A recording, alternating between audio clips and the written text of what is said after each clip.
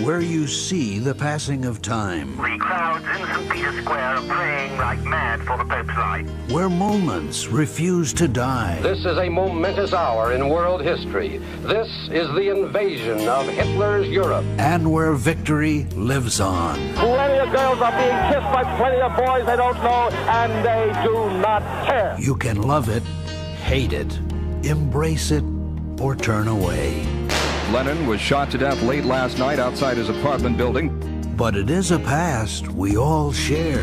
Come on out here and give me a salute. Big Davy salute. This is where yesterday has a home, where we wonder what it was like back then. Go forward, knights, in safety. And not too long ago. His spirit must live on. It's where history has its place and where the past comes alive. The History Channel.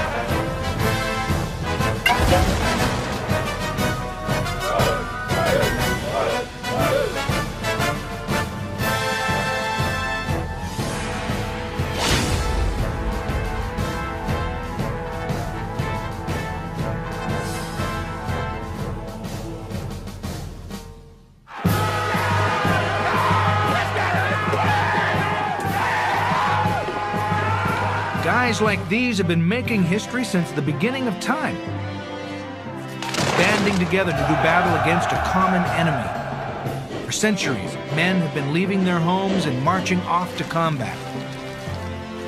Soldiers in the prime of life, joining their colleagues in arms for glory, God, country, or maybe just the spoils of war. For some, it was the highlight of their lives, the chance to leave the innocent days of youth behind and become a cog in a powerful, well-oiled machine. For others, it was a frightful introduction to the dark side of humanity, a test of their ability to endure the most harrowing of circumstances. The leaders of these vast legion of men are familiar household names: Alexander the Great, Attila the Hun, Napoleon, and Robert E. Lee, whose successes and failures helped shape the history of the world. But while the generals and heads of state have always grabbed the lion's share of acclaim, the unsung heroes of warfare, the common foot soldier, have gone largely unrecognized. Yet, men in the trenches are truly the lifeblood of every standing army. If not for the courage and ingenuity of the everyday foot soldier, no war would ever be won and no enemy vanquished. Who are these men who put their lives on the line every day when they go to the office? And what do they share in common with others who pursued a similar line of work? First and foremost, they were all dressed and armed for combat. Some needed elaborate suits of armor. Others traveled a little more lightly. And some hardly wore anything at all. No matter what you wore, every soldier in every conflict has been forced to march, and march, and march. We just keep walking and walking and walking. It comes with the territory, and anyone who complains, well, they don't have a foot to stand on.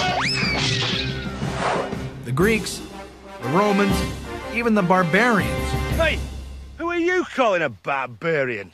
Went to work the old-fashioned way. They walked. To make matters worse, try marching 50 miles after camping out in some of the saddest, most pathetic conditions known to man. I'm talking dirt, mud, filth, lice. Lice? Oof. Martha Stewart would have to bring in her own army just to clean up the place.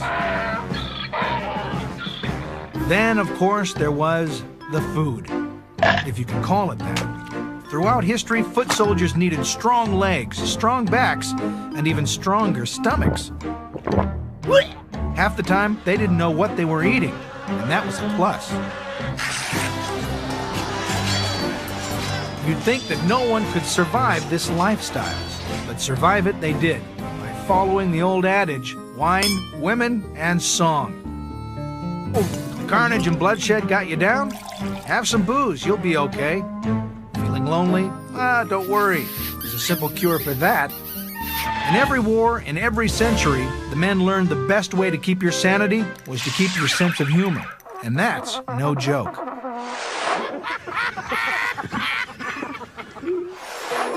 In ancient Rome, soldiers found solace in the orgiastic splendor of the glorious empire. And who could blame them? In the medieval age, men discovered that a roll in the tent with a local camp follower was a surefire remedy for everything that ailed you. Gambling also provided a welcome relief from the hazards of war, even if it meant betting on the dreaded head lice who'd become your constant bedfellows. What motivates a person to become a foot soldier? Why choose to make a career out of fighting wars, when wars are a good way to get yourself killed? To find out the answer to these and other pressing questions, we'll take a look back through history with a few bumpy detours, to march with the legions of Caesar, raid with the Vikings, conquer the world with Napoleon's men, and struggle with the doughboys in Europe. You'll even peer into the future and see the weapons of the next century. From the shadows of the pyramids to the battlefield at Gettysburg, to the beaches at Normandy. One thing has always remained the same: the foot soldier. Johnny Reb, Billy Yank, G.I. Joe, fighting with dagger, sword, gun, or anything they could get their hands on. It is on the soldier's back that battles are won and victories achieved. The first stop on our adventurous march through history, the world's first great empire, ancient Egypt. 3,500 years ago, the place to be was ancient Egypt. Of course, it wasn't ancient then, it was modern day. But as a foot soldier, you would look something like this, and you'd be fighting under the blistering rays of the sun without a drop of sunscreen. Now, if you fought bravely, there were rewards at the end of the day, like this bag of booty, or perhaps a slave or two. You might even get your own piece of land where you could build your dream house, a nice, comfortable tent. The Egyptians were the first of the ancient peoples to build a truly impressive civilization. We all know about the pyramids, sphinx, and mummies, but these folks were also artists, engineers, and warriors.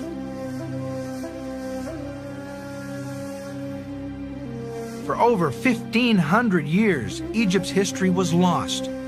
No one could read their hieroglyphic language. But with the discovery of the Rosetta Stone in 1798 and its subsequent decoding, the window into the Egyptian Empire was opened. And what was it we found out? That the Egyptians had a record run at the top. Greece's empire ranked #1 for about 500 years. Rome was the numero uno for about 600. Egypt's empire held the top spot for almost 3,000 years. And how do we know this? Because all of their day-to-day activities were scrupulously recorded by the guys who wrote everything down, the scribes. There wasn't an arrowhead or a piece of grain that wasn't accounted for. It's no wonder the Egyptian civilization was the longest lasting in history. I will not make fun of the Pharaoh. I will not make fun of the Pharaoh. I will not make fun of the Pharaoh. Its life force, the Nile, extends more than 400 miles through the heart of the empire. Without the Nile, the country would have been barren. With it, the Egyptians inhabited one of the most richly endowed lands of the age. People worshipped several gods, but it was the Pharaoh, in the form of a man who ran the country. He was the big kahuna, an absolute monarch who wore a number of different hats. He was the head priest, top bureaucrat, supreme military leader, and one heck of a party animal, too. During Egypt's early days, in what is referred to as the Old Kingdom, there was little need to embark on military expeditions. Egypt's geography provided her with a strong natural defense. Bounded to the east by the Sinai Desert and to the west by the Libyan Desert. So if you wanted to visit a buddy in Egypt, you'd best learn to walk like an Egyptian. Surrounded by an ocean of sand, the Egyptians lived isolated and secure, and had plenty of time for work projects like cleaning out the garage, waxing the chariot, or putting up the pyramids. At Giza, 25 million tons of quarried limestone was transformed into 3 man-made mountains in just over a century. And right next door, they built the Sphinx, a giant half-man, half-lion who, in 3,000 years, has yet to crack a smile.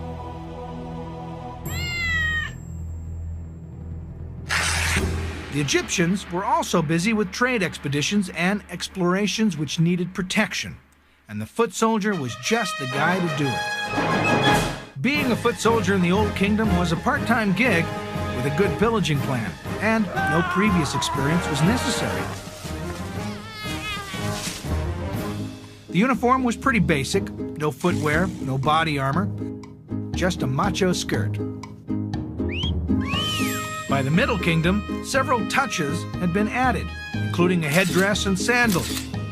The New Kingdom saw the arrival of a stylish wig, padded body armor, and my favorite innovation, a large oblong-shaped groin guard. Wonder why it took 1,000 years to come up with this one.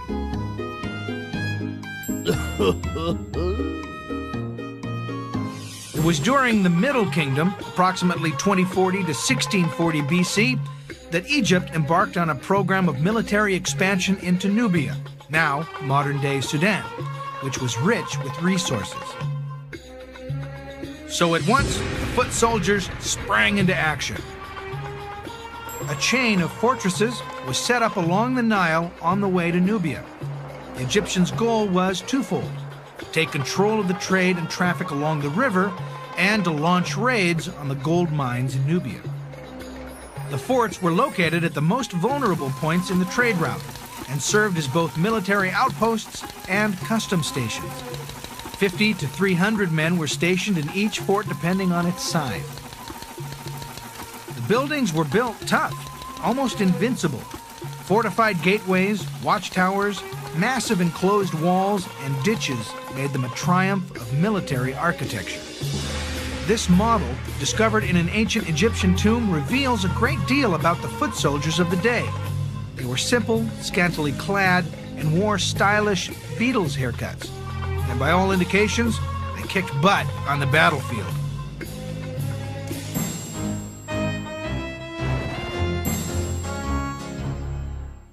In a similar tomb, a model of their arch-enemies, Nubian archers, was discovered. Evidently, by 2700 BC, the Egyptians had not only defeated the Nubians, but had recruited them to reinforce the local troops. Nubians were very famous for their capability and techniques in shooting. This must have been the reason why the Egyptians tried at a very early stage to include Nubians in their army, because they were excellent shooters. Although the Nubians were highly regarded as skilled warriors, the Egyptians didn't think too highly of them. The icon of the Nubian, as the defeated enemy, never lost its popularity as a symbol of Egyptian success. Even after the Nubian rulers inherited the Egyptian pharaoh's throne in the 7th century BC, the traditional motifs of the defeated Nubian were still depicted in the royal regalia.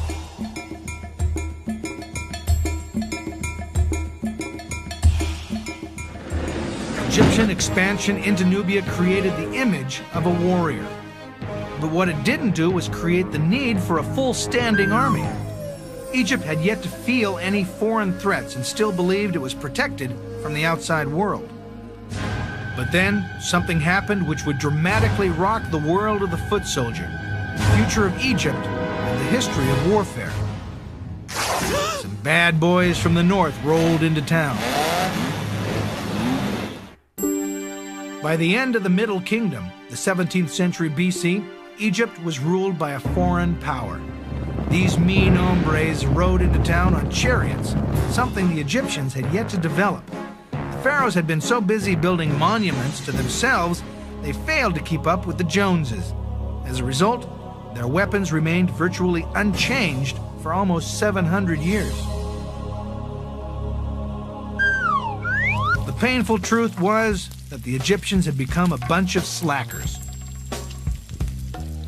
Around 1640 BC, Egypt received an abrupt lesson in the dangers of letting its armies sit around idly for centuries. A powerful Asiatic group swept down from the north and seized the Egyptian throne.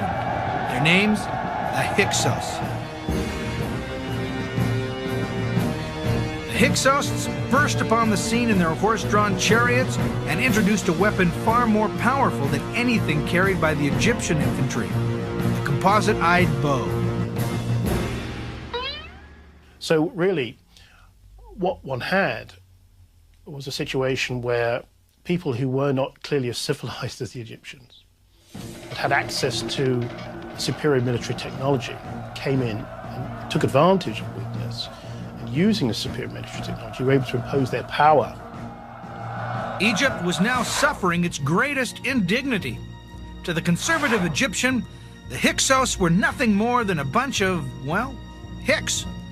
And here they were, as bearded masters, disrespecting the Egyptian gods, dressing like delinquent bikers, and calling all the shots. Fortunately, there was an upside. The Egyptians were very observant and knew a good idea when they saw one. They began to copy the Hyksos military designs and learned to build the very same weapons and chariots that had been used to defeat them. After more than 150 years of domination, the Egyptians fought back. A patriotic fervor spread throughout the land. Around 1540 BC, the Egyptians rose up against their oppressors. After over 10 years of fighting, Pharaoh Ahmose finally drove out the Hyksos rulers. The bearded foreigners would no longer be running the show. The Egyptians were again masters of their own domain. Well, this is a great example of the new kingdom foot soldier. He's a little stiff, but you know, he's a lot of fun at parties. As you can see, he still doesn't have a lot to wear. But now, he's driven to succeed. Each time he slew an enemy, gold would be his reward. And to prove his claim, he'd bring home the hands of those he killed. Just like, oh, look, he brought one home, okay. You know, on occasion, just to prove his prowess, he'd even bring home their private parts. Think he used a different bag for that? The hands were collected and placed in a hand basket, no pun intended, and then counted by the scribes. Now, if they weren't good at arithmetic, no problem. They had plenty of fingers to count with. Ahmose's victory over the Hyksos launched Egypt into a new kingdom, which lasted almost 500 years, from 1550 BC to 1070 BC. It was an era of expansion and conquest here in the place known to Hollywood filmmakers as the land of the pharaohs. The Egyptians now had a one-track mind. Well, maybe two tracks. They wanted to make love and war, and knew that in order to do so, they needed to build an army so strong they would never be caught with their pants down again. During the war, of course. They decided to expand into Syria-Palestine to provide a buffer zone along their northeastern border. And they continued to modernize their weapons. The Egyptians were especially adept at building chariots. Soon they were rolling off the assembly line like Fords out of Detroit. These hot rods were especially valued by the military. In fact, over the next 2,000 years, chariots were the Cadillacs of the battlefield, if you knew how to drive one. But not every Egyptian foot soldier joined up by choice. Some boys, as young as 12, were conscripted and had to go. An ancient scribe made note of the harsh treatment often inflicted in training. Come, I will describe to you the lot of the infantryman, the much exerted one. He is brought as a child and confined to a barrack. A painful blow is dealt to his body. A savage blow to his eye. Thank you, sir. May I have another? And a splitting blow to his brow. Thank you, sir. May I have another? His head is split open with a wound. Thank you, sir. May I have another? Papyrus Anastasi III.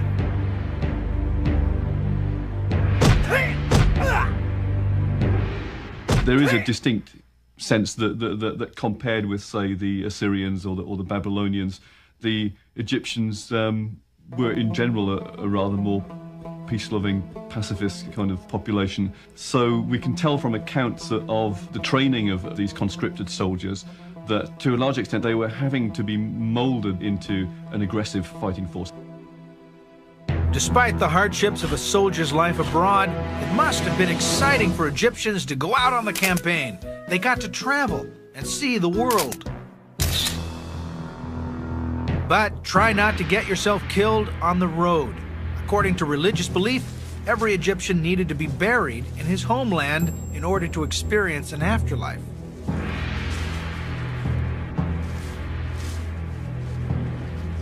We know from sources of the New Kingdom again that on quarry expeditions, embalmers and priests were also included. They prepared the bodies of dead persons, also in order to carry them back to Egypt after the expedition. Mummification was an important part of the burial process for kings and commoners alike.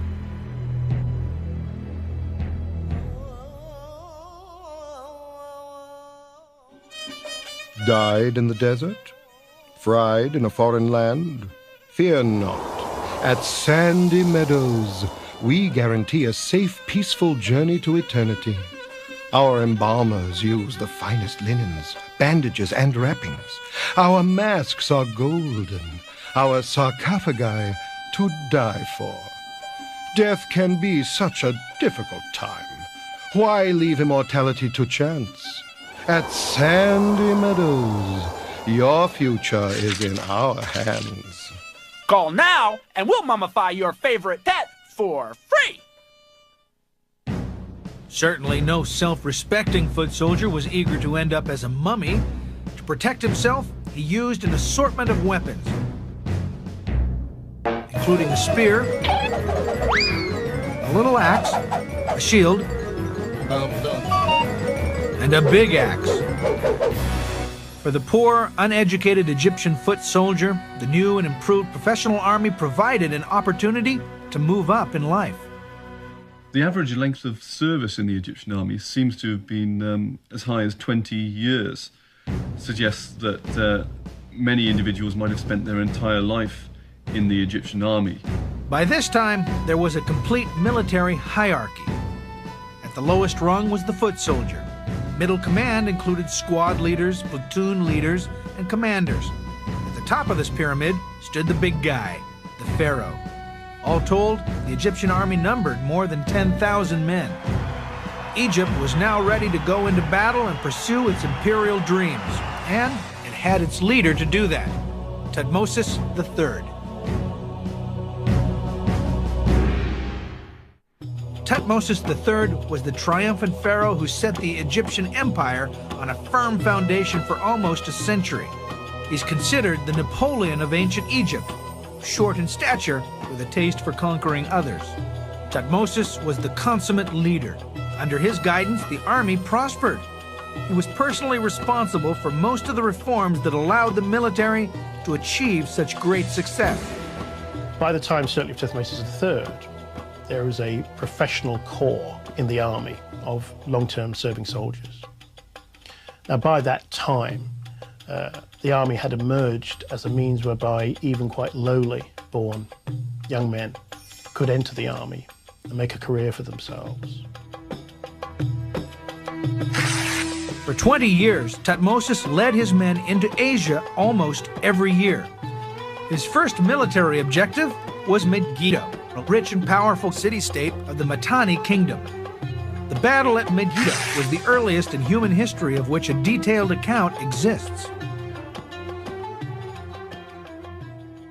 In the spring of 1468 BC, Thutmose III told the boys, "Pack your lunches, we're going for a little hike."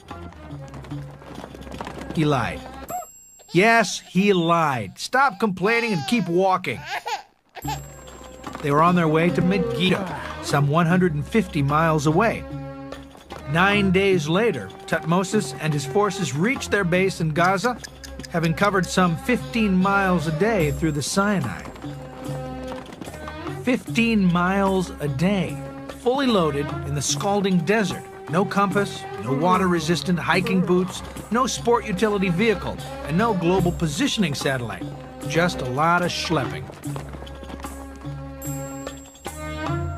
The relatively few sources that describe the life of a foot soldier make it sound pretty unpleasant, and one is given the impression that they have to carry most of their equipment with them, and they have to carry their rations with them, and that basically it's not very appetizing. Not appetizing? Ancient records reveal that bread and foul-tasting water were typically carried on such journeys. Sounds worse than airplane food to me. If the soldiers were lucky, cattle were brought along or seized from villagers along the way. We do know that, for example, the average calorie intake for a soldier in the sorts of temperatures we're talking about was in the region of about 3,500 calories per day. Whew, that sounds like a lot of calories to me. And we know they weren't eating ice cream sundaes, so where were these calories coming from? Models have been found in ancient tombs which show bread being made. Other models depict Egyptian party animals brewing an original, nutritious beer. Boy, could have used friends like these back in college. Probably nobody would like nowadays to drink Egyptian beer. It was made of bread soaked in water, and then they put certain ferments into it. It's alcoholic. But Egyptian beer must have been sweet and very nourishing. With their stomachs full and their heads buzzing, Tutmosis and his men flexed their military muscles and sacked a handful of towns on their way to Megiddo. According to legend, as the army advanced, Tutmosis sent some of his men to the town of Joppa, today a port city located in Israel. There, they came up with an ingenious plan to lay siege to the town. The soldiers during the reign of King Tutmosis were smuggled into Joppa inside baskets like this. This is actually bigger than my first apartment in New York. Imagine trying to pick one of these up. Can you say hernia? These, my friend, are what's known as the picnic baskets from hell. As the story goes, 200 soldiers were smuggled into Joppa inside 200 baskets. Sound familiar? This was the Trojan horse, only with no Trojans and no horse. Just a bunch of clever Egyptians who managed to conquer the town. There were 3 possible routes into Megiddo. Tutmosis outsmarted the enemy by taking the least likely path, a narrow pass just 30 feet at its widest. They had to go single file, horse behind horse, with the chariots carried on the shoulders of the foot soldiers. They set up camp and tried to get a good night's sleep, knowing the following morning they would go into battle. Bright-eyed and bushy-tailed, the Egyptian army marched in full uniform, horse plumes and flags held aloft, drums pounding out an intimidating war beat. What a sight! The chariots charged first, and the enemy panicked. They retreated into Megiddo's walled city, leaving behind their weapons, chariots, and horses. So far, so good for the foot soldiers, but with so many goodies lying about, they went booty crazy. Forgot their goal was to take control of the city. They lost momentum, and it took a 7-month siege before Megiddo fell. The attraction of the booty was just a little bit, probably too much for them. Clearly, it was immensely rich, because when Megiddo finally did fall, the actual booty taken from within the city was fairly substantial. So they went shopping for some very rich pickings, I think. The booty included 1,796 slaves, 83 hands, 2,041 horses, not to mention various chariots, cows, goats, sheep, gold, household goods, and whatever else they could get their hands on. Tutmosis III redrew the map of the ancient Near East. The Egyptian empire was now at its largest, encompassing almost 400,000 square miles, stretching from the Euphrates in the north to the desert of Nubia in the south. Under Tutmosis, the new image of the military man was formed. Kings were now presented as battle heroes, a new military class developed, and soldiers began receiving attractive parcels of land and appointments to higher positions. The empire was at its height of power and glory. International war brought wealth into Egypt. 200 years later, Tutmosis' achievements spurred the ambitions of a young pharaoh, Ramses II. His ambition, success, and military genius would earn him the title Ramses the Great.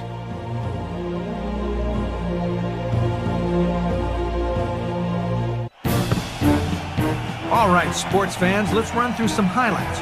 We're early in the third quarter of Egypt's 3,000-year reign. The first quarter, the Old Kingdom had been big. The country was unified, the pyramids were built, and the mummies, they're still looking like new. The second quarter, the Middle Kingdom, had been a different story. The boys had gotten soft. The opponents had done some damage, and the home team had lost its momentum. It's going to take a big second half to regain the lead. And Ramses II was just the guy to lead the charge. When Ramses II began his rule in 1290 BC, there was trouble. Egypt's aggressiveness and self-confidence was diminishing. Its golden age was coming to an end.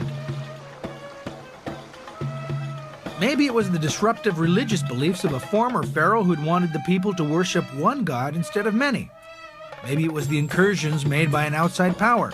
Or maybe that relentless beating sun had just left the people burnt out. Ramses had a burning desire to restore his empire's borders. He called upon his loyal army and headed to the Syria-Palestine, this time to fight the advancing Hittites. The decided place for the battle was Kadesh, the bone of contention between the two empires. The bad guys, the Hittites, were from the land now known as Turkey. They moved southwest into Syria and Palestine. Ramses II called them women soldiers because of their long hair, which required a fair amount of attention. But don't get me wrong, their hair was fluff, but they were buff. The Hittites' three-man chariot was the Rolls-Royce of fighting machines. Sturdy and built to last, it came with a lifetime guarantee and carried 3 men, a shield bearer, a spearman, and a driver. The good guys, our beloved Egyptians, preferred a light 2-man vehicle bearing just a driver and a warrior. It came equipped with arrows and javelins for long-range fighting.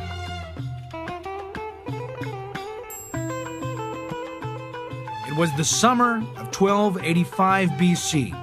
A professional army of 20,000 assembled, made up of career soldiers, peasant conscripts, and an increasing number of foreign mercenaries.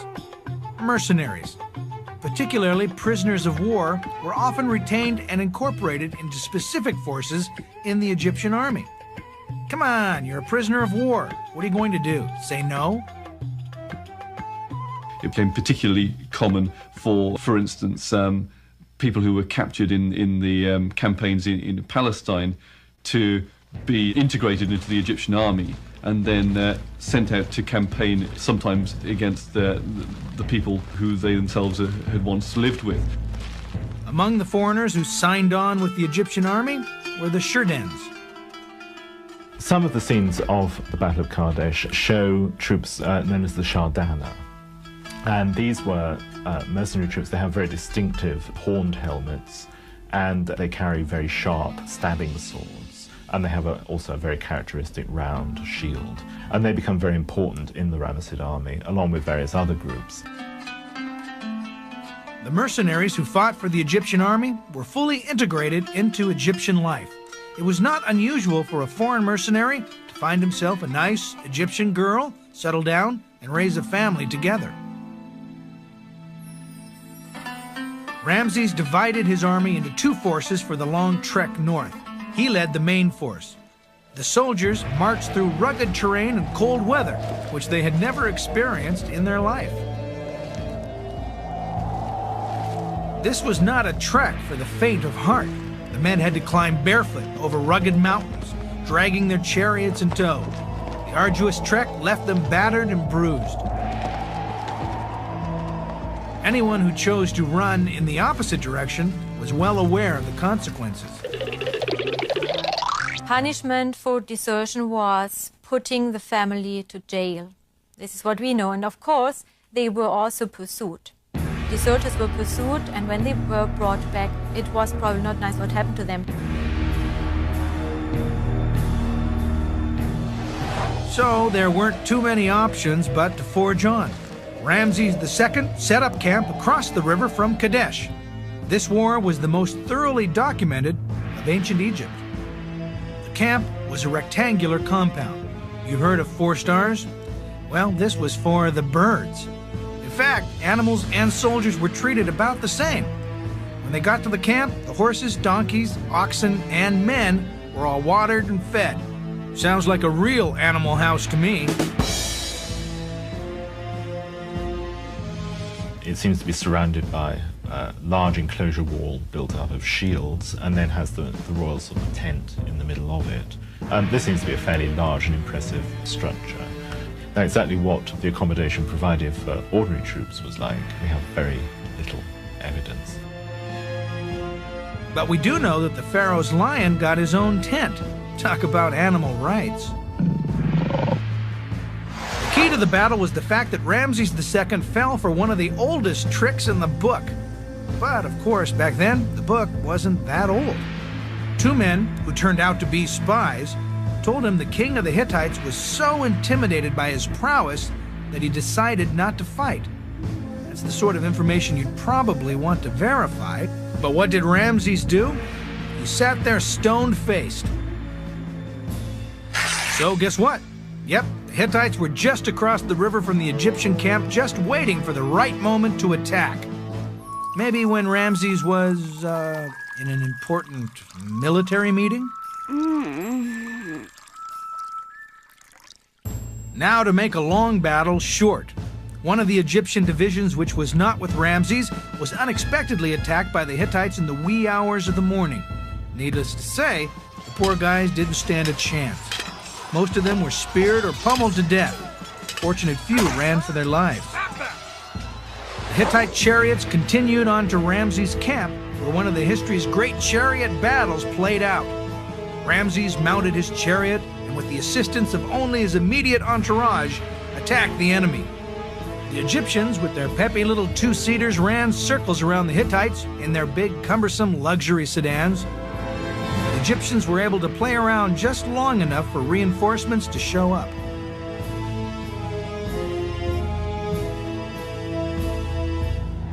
The battle ended basically in a draw, although the boastful Ramses II claimed victory. Did Ramses give his army or foot soldiers any recognition? No. In fact, he accused them of abandoning him and took full credit for the conquest. Talk about being two-faced. The first peace treaty in mankind was chiseled up. Guess what Ramses got? A beautiful Hittite princess. And both empires settled down to a peaceful coexistence. Just how the marriage turned out, we don't know. But we do know Ramses had more than 100 children, so we can assume they probably got along okay.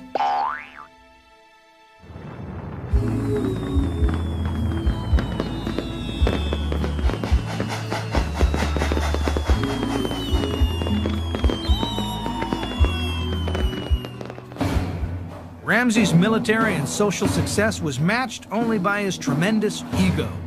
He issued orders to scratch out the names of the previous pharaohs which adorned the temples and monuments throughout Egypt, and then replaced their names with his own.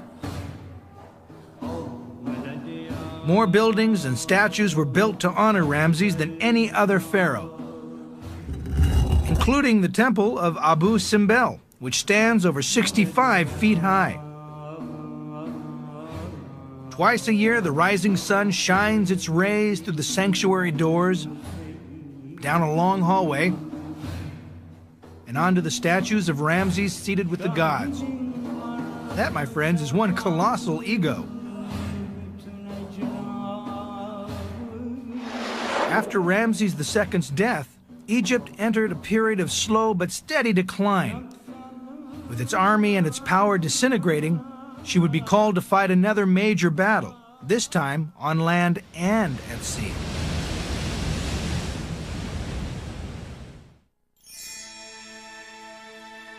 Almost 100 years after Ramses II fought the Great Battle of Kadesh, another Ramses appeared on the scene, Ramses III.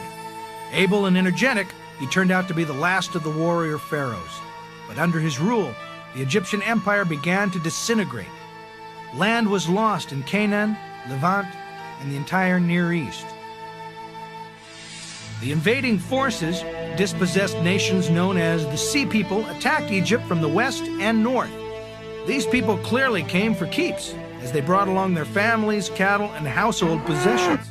The straw that broke the camel's back occurred in the 8th year of Ramses III. It was 1193 BC. The Sea People had advanced on Egypt by land and water. Egypt's last great war was at hand. At this point, the Egyptian infantry looked like the parade of nations during the opening ceremonies of the Olympics. Almost half the soldiers were foreigners, or you might say, out-of-towners. There were the Nubians, the skilled archers, the Libyans, who wore feathers on their head and had a lilt in their step, and the Sherdens, still wearing their distinctive horned helmets. As a spectator, you needed a program to know who was fighting for whom. One of the problems Ramses III had with this particular war is obvious by the name of the enemy, the Sea People. Yes, Egypt was asked to wage a naval war, something they had never done before. The naval battle took place near the coast, close to the Nile Delta. The Egyptian force consisted both of warships and infantry stationed along the shore. The Sea People are the guys in the feather-topped helmets with long spears and round shields. You probably recognize those horned helmets. Those are the Sherdens, seen here in boats, allied with the Sea People. Sheridan mercenaries also fought with the Pharaoh's troops. Can you imagine suddenly meeting your brother in battle? You could call that the ultimate family feud. Interesting, it's a characteristic of all imperial powers that they've tended to recruit soldiers who actually fought against them to use against their own peoples. Now, back to the war. Even though the Egyptians did not have a full-time navy, its army was well prepared to fight at sea. Ramses set up a defense which was impossible to penetrate. Warships, galleys, and skiffs were filled to capacity with his best warriors, itching for a fight. Not only did Ramses round up the creme de la creme to fight this war, he also had far superior warships. The Egyptian ships were powered both by sails and oars.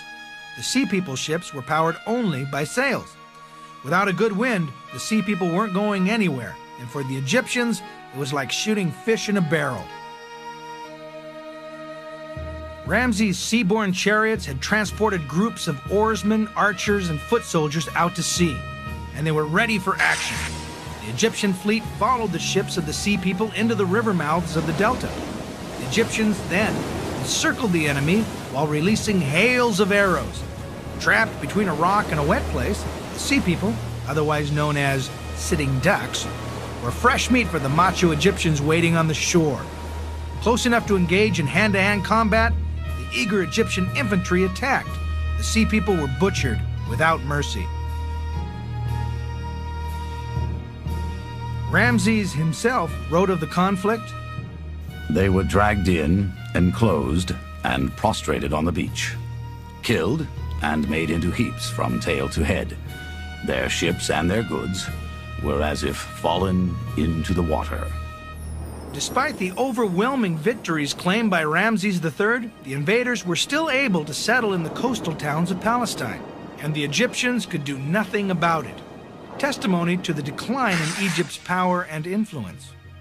A fiction was maintained that Egyptian power still extended to Palestine. In reality, Egypt had lost its empire in Canaan and Syria and had withdrawn to the borders of the kingdom. So it was back to where it started before the Hyksos invasion. The Egyptian treasury had been drained by extensive building projects and the army. The central government eventually became so weak, Egypt split up into small states. Libyan and Nubian mercenaries who had risen to prominence started inheriting the throne.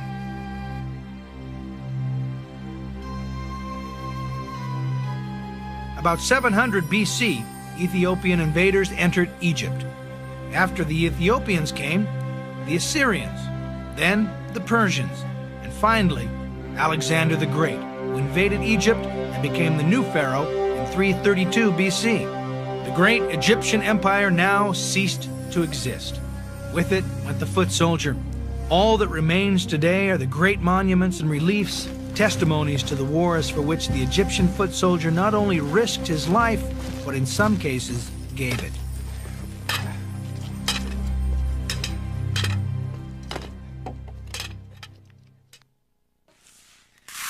Oh boy, well, more than 2,500 years have passed since the Egyptian army first marched through the sandy deserts of the Middle East. But the lessons of that day are now as relevant as ever. A military force must be organized, well-equipped, and capable of changing with the times. And even if you don't have CNN breathing down your neck, you still have to win your war. The main component, the foot soldier, must be skilled, disciplined, and move quicker than this big fella. For it was the brave, unwavering Egyptian foot soldiers who provided the pharaohs with the means to build an empire.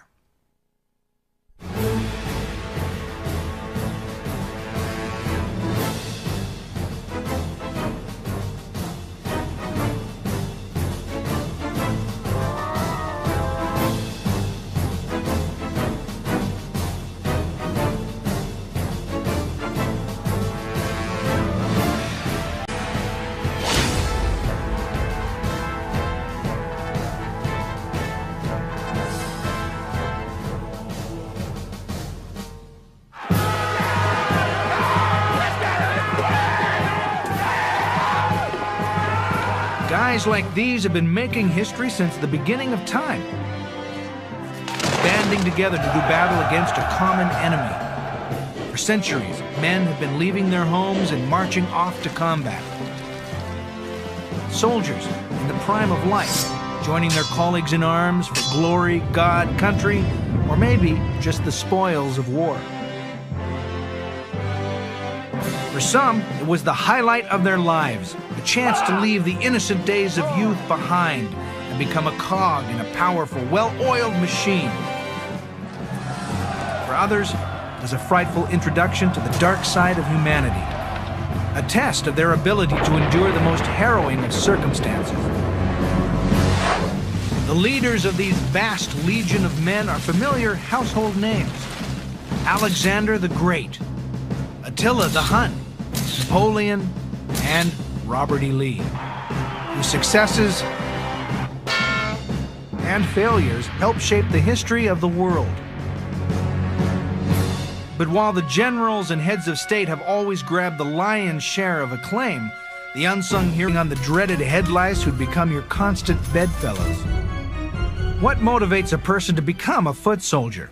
Why choose to make a career out of fighting wars, when wars are a good way to get yourself killed?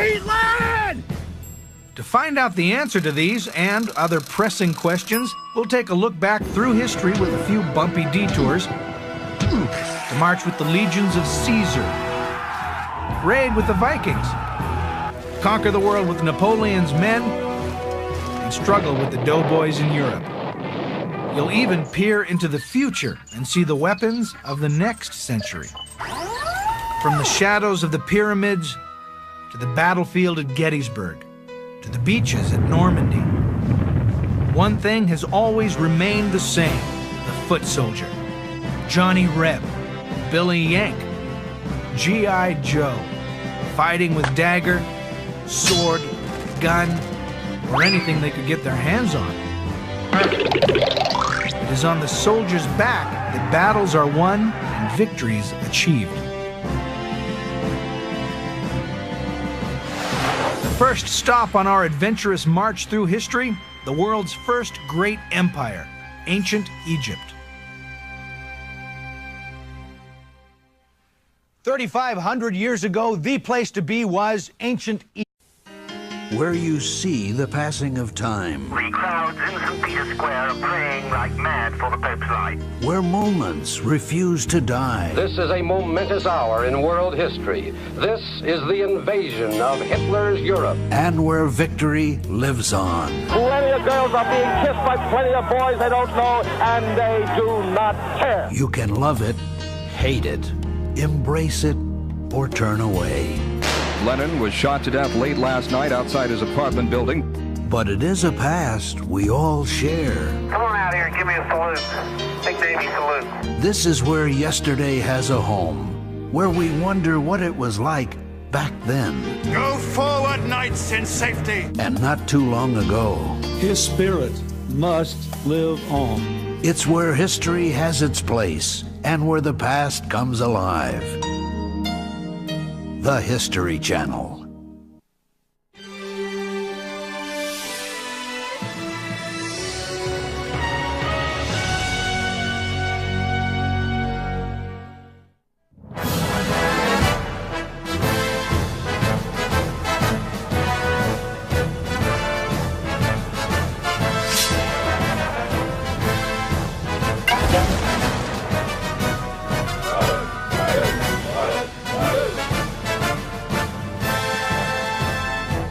Most pathetic conditions known to man. I'm talking dirt, mud, filth, lice. Lice? Oof. Martha Stewart would have to bring in her own army just to clean up the place. Then, of course, there was the food, if you can call it that. Throughout history, foot soldiers needed strong legs, strong backs, and even stronger stomachs. Half the time, they didn't know what they were eating. And that was a plus. You'd think that no one could survive this lifestyle, but survive it they did, by following the old adage, wine, women, and song. Carnage and bloodshed got you down? Have some booze, you'll be okay. Feeling lonely? Don't worry, there's a simple cure for that. In every war, in every century, the men learned the best way to keep your sanity was to keep your sense of humor. And that's no joke.